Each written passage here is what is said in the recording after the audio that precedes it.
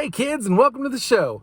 Today I'm going to talk to you guys about marriage and how the divorce rate and how much you put into a marriage coincide.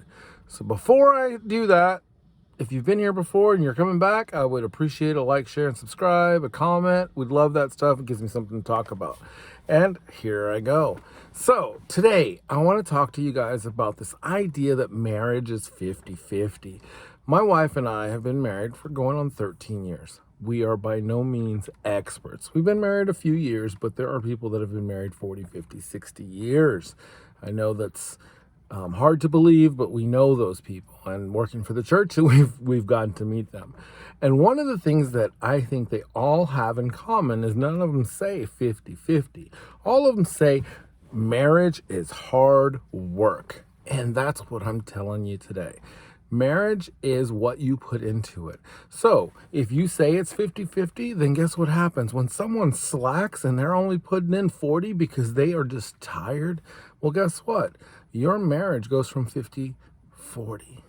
Yeah, it's not 50-50 anymore. However, if you're both putting in 100%, when one of them is slacking, one of you is slacking, the other one can pick up, and your marriage is still safe. But that only works if you communicate with each other.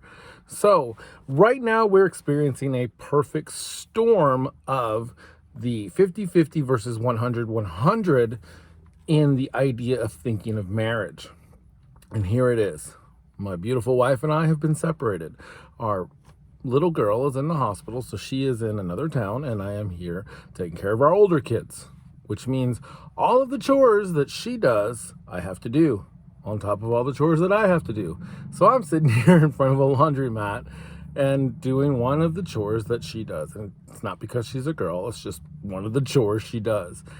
But sometimes I have to pick that up. If I'm not given 100%, then what good is it? What good is it to do anything? So she is giving 100% of her time to our daughter, which is our family. So she is focusing there. I'm giving 100% of my time to our older kids and to continuing to do the projects we have around our home. That is what a marriage is. It's not a you're doing this and you're doing that and why can't you do this? It's, hey, where do we pick up the slack? We have the conversation. We talk every night, and we say this is going to be this and this is going to be that, and this is where we are needed at this moment. And that's what marriage is. If you're struggling in marriage, I have to tell you something. Usually it's because you stopped dating your wife. When you were dating, and I'm talking from a guy's perspective, I can't talk for girls, but when you're dating, you are checking her out, you're looking at her eyes, you're checking out her hair. She changes her hair, you know it. If she does anything, you know it. She changes her perfume, you know it. After several years of marriage, you start taking all of that for granted. And that is the danger. So if you're on the rocks right now, if your marriage is on the rocks, I think you guys should, and you need to take the initiative, boys. You need to say, you know what? Let's start dating again. Let's make this more of a date. Get out of the phones for a little while, spend some time together, and start dating. Start, finding the things that you loved about that person. And, it's really funny when you start learning and loving and looking at the positives in someone, all those negatives start to go away. So, my advice today is keep working strong. And if you're in a marriage that's 50-50, I want you guys to sit down, have a discussion, and say, you know what?